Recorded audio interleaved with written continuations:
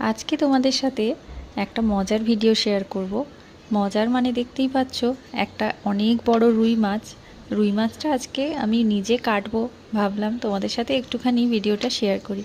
নমস্কার, কেমন আছো তোমরা সবাই? নিশ্চয়ই সবাই ভীষণ ভালো আছো। আমিও মোটামুটি আছি। ভীষণ কাজের চাপে ভিডিও কয়েকদিন ধরে দিতে পারছিলাম না, আর ভিডিও করাও হয়ে উঠছিল না। নানা রকম ঝামেলার মধ্যে যা হয় আর কি। তো আজকে এই মাছটা আমি ছেলেকে স্কুল থেকে ফেরার পথে বাজার থেকে কিনে এনেছি। ভীষণ মাছ দোকানে ভিড় ছিল, মানে যেখানে মাছ কেটে দেয় ওখানে ভীষণ ভিড় ছিল। আমাকে কমসে কম 10-15 মিনিট ওখানে দাঁড়াতে হতো। তো এতক্ষণ দাঁড়ালে বাড়িতে এসে আবার রান্না করে ছেলেকে আনতে যেতে দেরি হয়ে যাবে, তাই জন্য ভাবলাম যাই মাছটা বাড়িতেই কেটে নেব। কিন্তু নিয়ে আসার পর যা বিপদে আমি পড়েছি, তো সেটা তোমাদের সাথে এখন ভয়েস দিতে গিয়ে নিজেই দেখছি আর নিজেই ভাবছি আর মনে মনে হাসছি। এত বড় মাছ সত্যি বলতে কি কাটার অভ্যেস আমার নেই।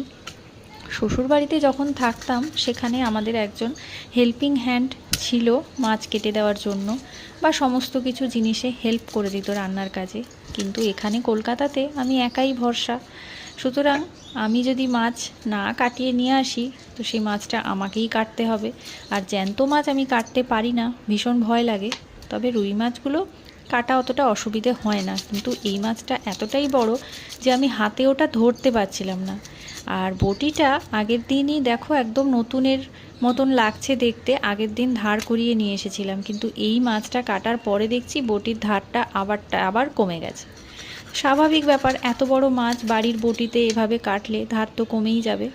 তবে সব থেকে যেটা হাসি লাগছে আমার, সেটা হচ্ছে মাছের পিসগুলো কিন্তু কোনোটাই ঠিক মতন সমান হয়নি। আর এই দেখো পেটিটা আমি অনেকবার কাটার চেষ্টা করলাম, কিন্তু কাটতে পারলাম না।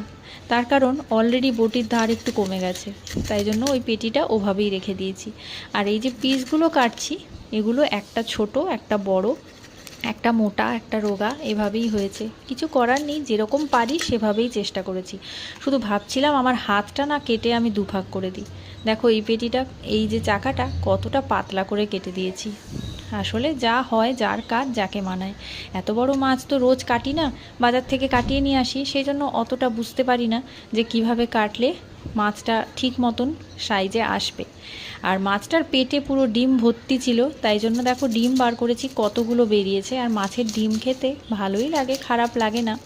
আর এই সময় বর্ষাকাল, এই সময় প্রত্যেকটা মাছের পেটেই কিন্তু ডিম হয়, আর খেতে কিন্তু ভীষণ ভালো লাগে।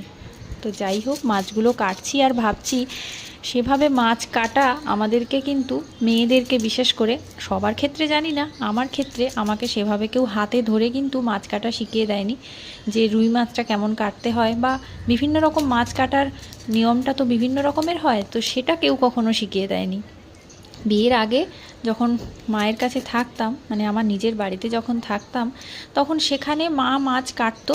তখন এত মাছ দোকানে মাছ কেটে দিত না, বাড়িতেই কাটতে হতো। মাই মাছ কাটতো, আমি দেখেছি। আর মার কাছে মাছ কাটা দেখে দেখে আমি মাছ কাটা শিখেছি। সেভাবে হাতে বঁটি ধরে আমাকে কখনোই কোনো কিছু শিখিয়ে দেয়নি। মাছ বলো, রান্না বলো, সব কিছু আমি দেখে দেখেই শিখেছি। এই গুণটা হয়তো আমার মধ্যে ছিল, যেটা দেখে শেখা যায়।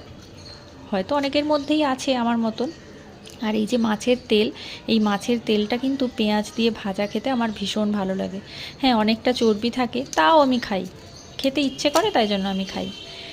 আর আমাদের বাড়িতে, মানে আমার কাঁথির বাড়িতে, আমরা যখন ছোট ছিলাম আমাদের একটা পুকুর ছিল, অনেক কাকু জেঠুদের মিলিয়ে একটা পুকুর ছিল। ওই পুকুরে বছরে একবার মাছ ধরা হতো।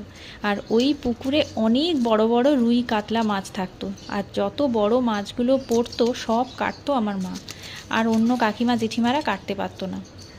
তো সেই মাছগুলোকে কাটার পর সবার মধ্যে ভাগ করা হতো।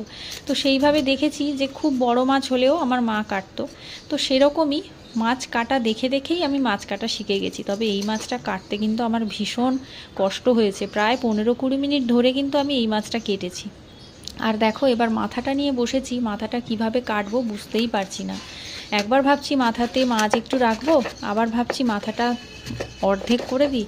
তো এইভাবে ভাবতে ভাবতে মাথাটা কাটছি, কিন্তু কিছুতেই আমি মাথাটাকে কাটতে পারছিলাম না। আর এই মাথাটা কাটতে গিয়ে আমার কিন্তু বটির প্রায় ধার পুরোটাই নষ্ট হয়ে গেছে।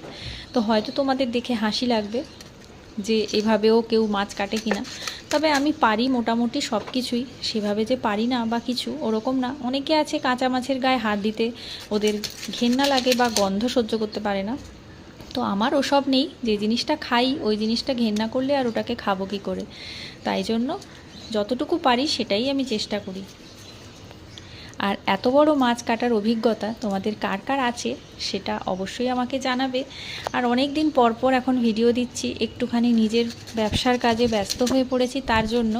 তো সবাই একটুখানি সাথে থাকো, ভিডিওগুলোকে লাইক যদি করতে থাকো তাহলে আমার ভিডিওগুলো আরও বেশি জনের কাছে পৌঁছবে আর আমারও ভালো লাগবে তোমাদের সাথে ভিডিও শেয়ার করতে।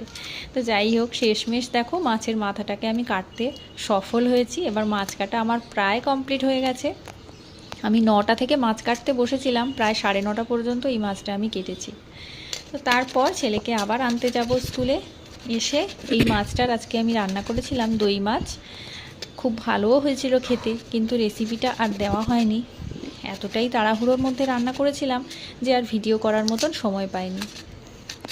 তো চলো আজকের মতন টাটা, আবার নেক্সট ভিডিওতে তোমাদের সাথে দেখা হচ্ছে। সবাই ভালো থেকো, সুস্থ থেকো।